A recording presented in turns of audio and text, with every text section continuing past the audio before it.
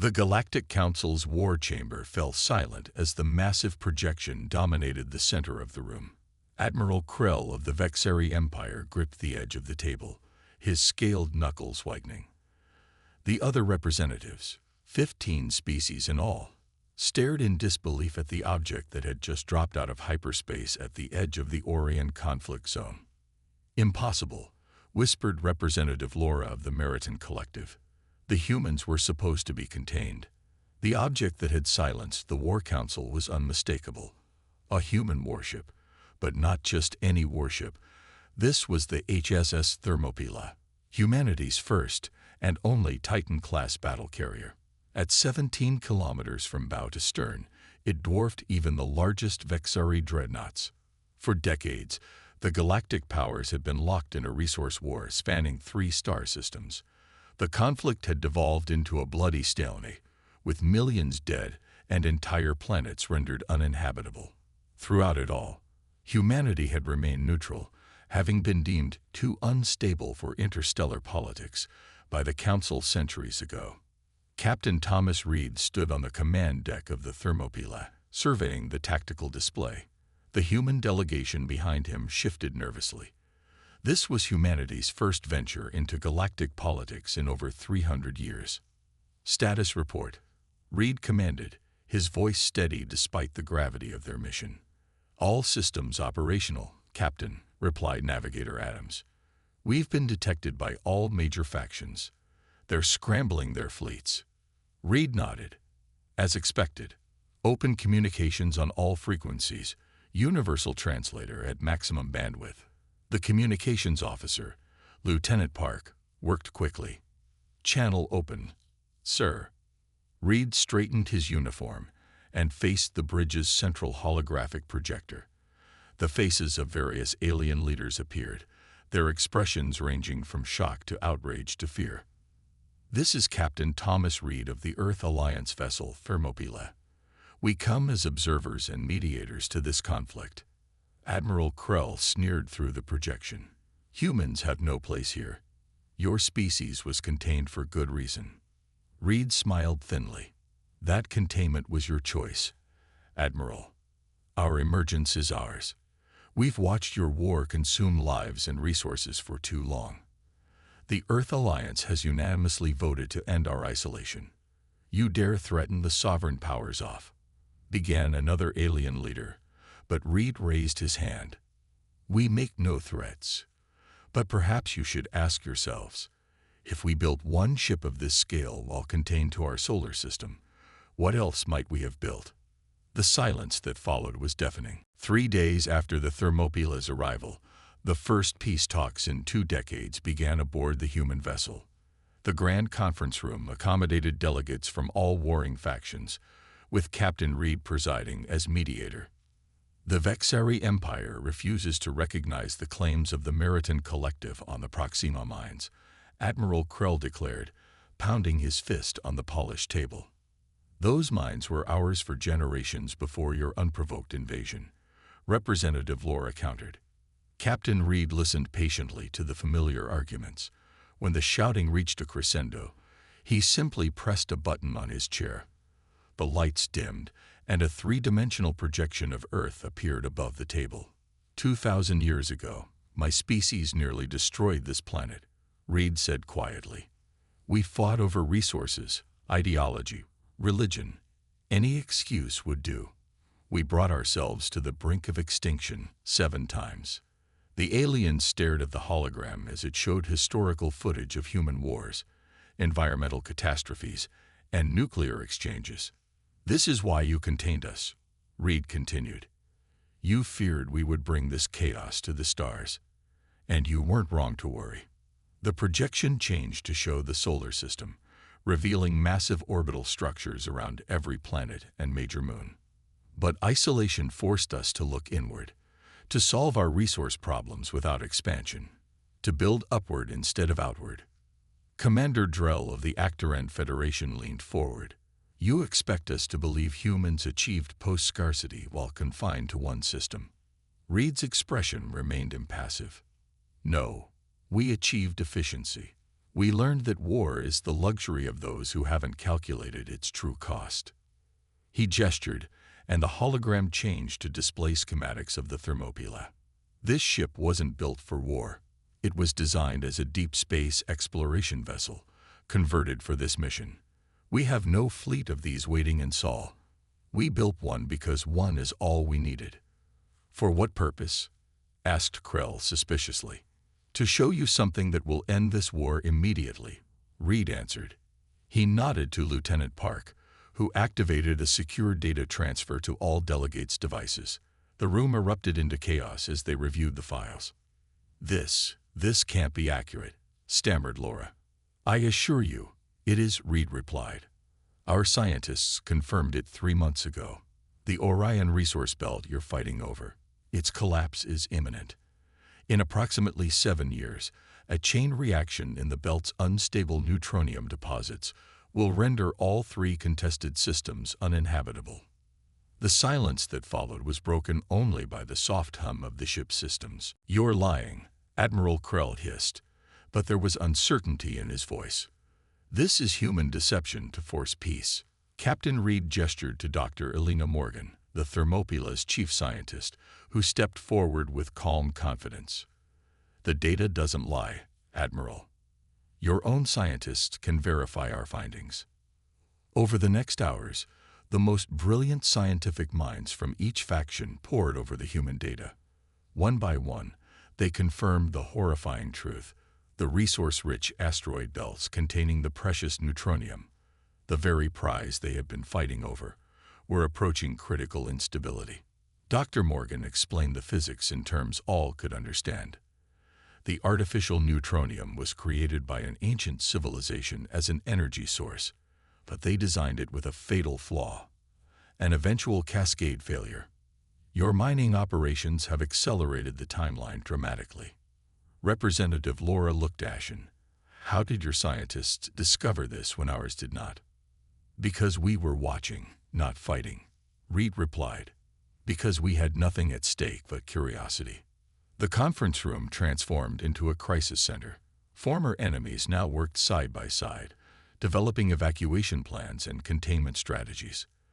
The war that had raged for decades was forgotten in the face of mutual destruction. Admiral Krell approached Reed during a brief recess. "If what you say is true, all 3 star systems will need to be evacuated. Billions of lives. It's impossible." Reed's eyes were steady. "Not impossible. Difficult. We've prepared a proposal." The human delegation unveiled their plan: a coordinated evacuation using all available ships from every faction, supplemented by transport vessels that would be provided by Earth. The Thermopylae itself could evacuate hundreds of thousands in a single journey. "You would do this for species that imprisoned yours?" asked Commander Drell incredulously. Reed's expression remained neutral. "We were never imprisoned, Commander. We were protected, from you, and you from us, until we were ready. And now we are." The galactic delegates exchanged glances, a new understanding dawning. Humanity hadn't been contained. It had been quarantined until its violent tendencies could be managed. And in that isolation, humans had evolved beyond the petty conflicts that still plagued the galactic community. As the conference resumed, Reed displayed a final projection: a massive engineering project designed to stabilize the neutronium deposits. "This will require cooperation on an unprecedented scale," he explained, "every faction contributing resources and expertise. The alternative is 3 dead star systems." By the end of the day, the first joint scientific commission in the conflict's history had been established, with Dr. Morgan appointed as technical advisor. The war hadn't officially ended, but no shots had been fired since the Thermopylae's arrival. 1 month into the Joint Stabilization Project, the first test of the human-designed containment field was scheduled. Representatives from all factions gathered in the observation bay of a hastily constructed space station orbiting the largest neutronium deposit. Captain Reed stood with Admiral Krell and Representative Laura, watching as engineers made final adjustments to the equipment. The former enemies still eyed each other warily, but their shared purpose had created an uneasy alliance. "Your species continues to surprise me, Captain," Krell admitted grudgingly. "This technology, these containment fields, they're like nothing we've developed." Reed nodded modestly. "Necessity breeds innovation, Admiral. When you can't expand to other star systems, you learn to handle dangerous materials very carefully." The chief engineer, a human named Jackson, approached with a tablet. "We're ready, Captain. All systems are synchronized." Reed gestured to Krell and Laura. "The honor should be yours. This is your system, after all." The two alien leaders exchanged glances before stepping forward together. Each placed a hand on the activation panel, and the massive containment apparatus hummed to life. On the view screens, they watched as an iridescent field spread across the surface of the neutronium deposit, stabilizing the volatile material at the atomic level. Cheers erupted from the assembled engineers and scientists of a dozen different species. Later that evening, at a reception celebrating the successful test, Reed found himself approached by Drell of the Actoran Federation. "There's something I don't understand, Captain," the alien said quietly. "This technology, it's clearly been refined over generations. You've dealt with neutronium before, haven't you?" Reed sipped his drink before answering. "Earth was once visited by the same ancient civilization that created the neutronium. They left gifts. Dangerous gifts that took us centuries to understand. And you never thought to share this knowledge." There was an edge to Drell's voice. "Until a month ago, no one would speak to us," Reed replied simply. "And even if they had, would warring factions have used neutronium stabilization technology for peace or for weapons?" Drell had no answer. Across the room, Dr. Morgan was deep in conversation with scientists from 3 different species, sharing knowledge that had been locked away in Earth's archives for centuries. The exchange of information had begun to flow both ways, with alien scientists offering insights that humans had never considered. As Reed watched these interactions, his communication device chimed. He excused himself and stepped into a quiet corridor. "Reed here. Captain, this is the Thermopylae. We've detected an unauthorized vessel approaching the neutronium deposit. It's not responding to hails." Reed's expression hardened. "Alert station security. I'm on my way." By the time he reached the command center, the situation had deteriorated. The unidentified ship was on a direct course for the newly installed containment field, weapons charge. "It's a Vexari design," one of the technicians reported. "But it's not broadcasting Imperial identification." Reed locked eyes with Krell, who had just entered the center. "Separatists," the Admiral growled. "Extremists who believe this alliance is a betrayal. If they disrupt the containment field now, the chain reaction could start immediately," Dr. Morgan warned. "All stations, battle stations," Reed ordered as he entered the Thermopylae's bridge, Admiral Krell at his side. The massive ship had detached from the research station and was accelerating toward the rogue Vexari vessel. "Can we intercept before they reach the containment field?" Reed asked, studying the tactical display. Navigator Adams grimaced. "Not at this distance, sir. They'll reach it 2 minutes before we can position ourselves." Reed turned to Krell. "Your ships are faster than ours. Can you stop them?" The Admiral's expression was grim. "My nearest vessels are engaged in evacuating the outer colonies. There's no time to recall them."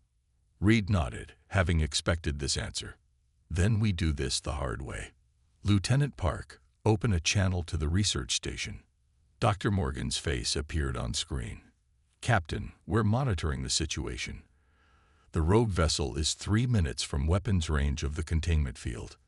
I need you to boost the field's power and reconfigure its harmonics," Reed instructed. "Make it look like it's failing." Morgan's eyes widened as she understood. "A trap." "Exactly. They want to destroy the field. Let them think they're succeeding." As Morgan's team worked frantically to reconfigure the containment field, the Thermopylae moved into position, its massive bulk hidden behind the research station from the perspective of the approaching vessel. "They're powering weapons," reported the tactical officer. Firing range in 30 seconds.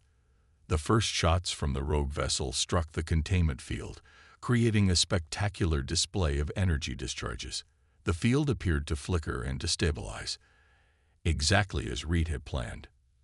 "They're taking the bait," Krell observed. "They're moving closer to verify the destruction." Reed nodded. "Bring us around now. Full power to forward shields." The Thermopylae emerged from behind the station like a leviathan rising from the depths. Its size alone was intimidating, dwarfing the rogue Vexeri ship by a factor of 50. "Target their propulsion systems only," Reed commanded. "Precision fire." The human warship's point defense systems fired a surgically precise pattern, disabling the smaller vessel's engines without destroying it completely. Immobilized, the rogue ship continued to fire desperately at the containment field. "They're going to breach it," someone shouted. Reed remained calm. "Dr. Morgan, now." At his command, the seemingly failing containment field suddenly expanded, enveloping the attacking vessel completely. Its weapons fire was absorbed harmlessly into the strengthened field. "What have you done?" Krell asked, astonished. "Contain them," Reed answered simply. "The field doesn't just stabilize neutronium. It can isolate any energy discharge within its boundaries." Boarding teams from both the Thermopylae and Krell's personal guard vessels secured the rogue ship. The Separatists were taken into custody, their plot to reignite the war thwarted. Hours later, Reed stood with representatives from all factions as they examined the enhanced containment field technology. "This could have been a weapon of tremendous power," Representative Laura observed. "You could have used it to dominate any conflict." Reed shook his head. "That was never our intention. The containment technology was developed to protect, not to destroy." Admiral Krell studied Reed with new respect. "You could have let them destroy the field. Let us destroy each other while your world remained safe." "That's not who we are," Reed replied.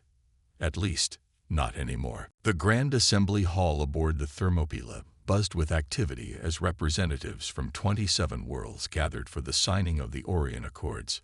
6 months had passed since the human warship's arrival, and what had begun as an emergency response to the neutronium crisis had evolved into something more profound. The first galactic peace treaty in a millennium. Captain Reed observed from a distance as Admiral Krell engaged in animated discussion with delegates from the Meriton Collective, former enemies now planning joint scientific ventures. The change was remarkable. The neutronium stabilization project had forced cooperation, but it was the shared purpose that had transformed hostility into cautious respect. "Quite the diplomat, aren't you, Captain?" The voice belonged to Director Holm, Earth's senior representative. She had arrived 3 weeks ago to formalize humanity's new role in galactic affairs. Reed smiled slightly. "I'm just a ship captain, Director. The real diplomacy happened when they realized they needed each other to survive." "Don't underestimate what you accomplished here," Holm replied. "The Council has voted unanimously to lift all restrictions on human expansion. After 3 centuries, we're finally welcome among the stars." The formal ceremony began with speeches from leaders of each major faction. When it was humanity's turn, Director Holm approached the podium. 300 years ago, the galactic community looked at humanity and saw only our capacity for violence, she began. "They weren't wrong. Our history is stained with blood and fire, but isolation taught us patience. It taught us to look inward instead of outward, to fix what was broken within before reaching for the stars." She gestured to the enormous ship that housed them. The Thermopylae was not built as a threat, but as a promise that when humanity finally rejoined galactic society, we would bring more than our violence. We would bring solutions. As the treaty was signed, Reed received an urgent message from Dr. Morgan. Excusing himself, he made his way to the science bay where she waited with several alien scientists. "We've made a breakthrough," she announced without preamble. "The neutronium isn't just stabilizing, it's evolving. The containment field is catalyzing some kind of molecular restructuring." Reed examined the data on her screen. "Is it dangerous?" "Quite the opposite," replied one of the alien scientists, a Meriton physicist. It's becoming more stable, more useful. The energy output has increased tenfold, with none of the previous volatility. We think, Morgan added carefully, that this might have been the original intention of the ancient civilization. Not a weapon or a simple power source, but a teaching tool, one that required cooperation to unlock its true potential. Reed contemplated this revelation. How soon can we implement this across all neutronium deposits? With all factions contributing resources, months, not years, Morgan answered. The war was fought over energy resources that could soon be abundant beyond imagination. Later, as the celebration continued in the assembly hall, Reed stood before the vast observation window, gazing at the stars. Admiral Krell joined him, the two standing in companionable silence before the Vexari spoke. Your ship stopped a war just by appearing, Captain. But I wonder, what would you have done if we had continued fighting? Reed considered the question carefully. The Thermopylae was built for exploration and diplomacy, but it is still a warship. He paused. However, our most powerful weapon wasn't our technology. What was it then? Krell pressed.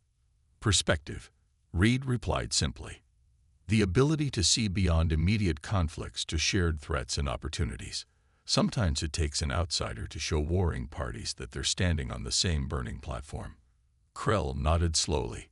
A lesson expensively learned. 5 years later, the observation deck of the Thermopylae offered a spectacular view of the newly christened Harmony Station. At 300 kilometers in diameter, the massive ring structure dwarfed even the human warship. Built around the largest neutronium deposit in the system, it represented the pinnacle of cooperation between formerly hostile species. Captain Reed, now Admiral Reed, stood with his old friend Krell, watching as ships from a dozen worlds moved in carefully choreographed patterns around the station. I never thought I'd see this, Krell admitted. A joint colony, shared technology, open borders. My ancestors would think I'd gone mad. Reed smiled. Change is the only constant in the universe. Admiral, sometimes it just needs a catalyst. The door slid open, admitting Dr. Morgan and Representative Laura. Both women had aged visibly under the stress of the past 5 years, but their expressions were triumphant. The final stabilization sequence is complete, Morgan announced. All neutronium deposits are now fully converted to the enhanced state. The threat is officially neutralized. Laura's eyes shimmered with emotion. After generations of war over these resources, to think they were never what we thought they were. The ancient ones knew what they were doing, Reed mused. They left a puzzle that could only be solved through cooperation. The four moved to a conference room where they were joined by Director Holm and delegates from the newly formed Orion Cooperative. The agenda for today's meeting was unprecedented. The official commissioning of a joint exploration fleet, with the Thermopylae as its flagship. The vote was unanimous, Director Holm informed them. 17 worlds have committed ships and personnel to the venture. We're calling it the Unity Expedition. And its mission? Asked Krell. To find the ancient civilization that created the neutronium, Reed answered. Our scientists have calculated the probable origin based on isotopic dating. It's beyond the known galaxy, a journey of at least 15 years. The planning session continued late into the night, with former enemies working side by side mapping the greatest journey ever undertaken by any of their species. As the meeting concluded, Reed found himself alone with Director Holm. Earth is sending 6 more ships to join the expedition, she informed him. All Titan class, like the Thermopylae.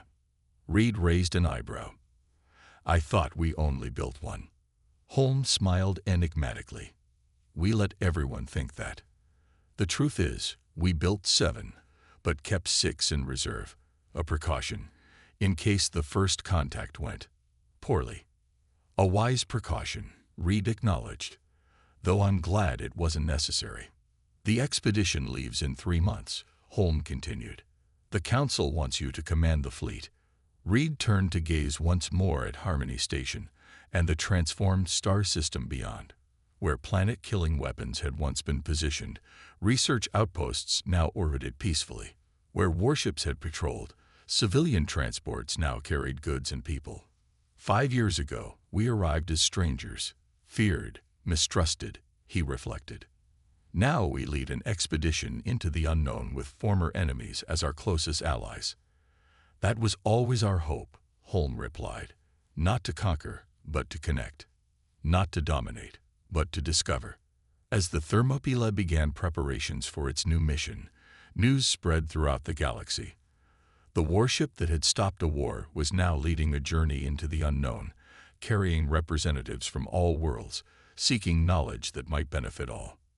And on distant worlds, beings looked to the stars with wonder rather than fear, knowing that whatever awaited in the darkness, they would face it not alone, but united, a unity forged in the shadow of a human warship that had arrived not to conquer, but to save.